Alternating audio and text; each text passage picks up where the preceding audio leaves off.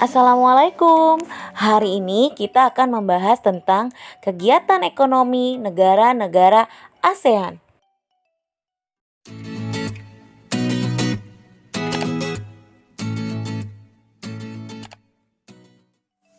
Negara yang pertama yaitu Indonesia.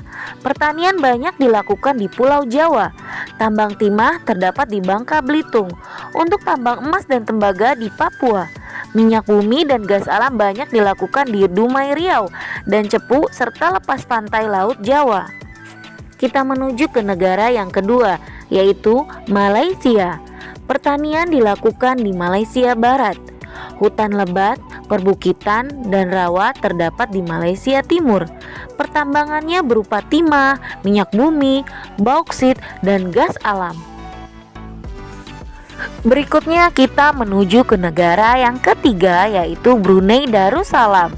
Negara Brunei Darussalam merupakan negara yang memiliki pendapatan tertinggi karena pertambangannya berupa minyak bumi dan gas alam yang menjadi komoditas utama negara ini. Pertanian kurang baik dilakukan karena wilayah Brunei Darussalam yang banyak berupa rawa. Berikutnya Singapura. Negara Singapura memiliki sektor yang berkembang adalah jasa dan industri, jalur pelayaran dan transit yang ramai karena lokasi yang strategis.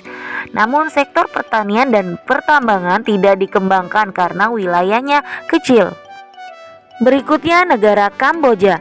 Pertanian di wilayah Kamboja bagian tengah dipengaruhi oleh Danau Tonle Sap sehingga tanahnya subur.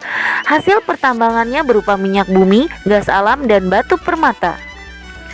Berikutnya adalah negara Laos. Pertanian di Laos terdapat di sekitar dataran Sungai Mekong. Hasil pertambangannya adalah timah dan biji besi. Berikutnya kita menuju ke negara Myanmar. Pertanian Myanmar dilakukan di wilayah bagian tengah yang merupakan dataran rendah yang dialiri Sungai Irrawaddy. Hasil pertambangannya berupa tembaga, timah, perak, dan batu permata. Berikutnya Filipina. Pertanian negara ini banyak dikembangkan di Pulau Luzon. Pusat Riset Padi ASEAN atau IRRI terdapat di Filipina. Hasil pertambangannya berupa biji besi, tembaga, emas, keramik, dan perak. Berikutnya kita ke negara Thailand. Pertanian dilakukan di dataran rendah yang dialiri Sungai Chao Phraya. Hasil pertambangannya berupa minyak bumi, gas alam, tembaga, biji besi, dan emas. Berikutnya negara Vietnam. Pertaniannya banyak dilakukan di wilayah delta Sungai Mekong dan dataran rendah Sungai Merah.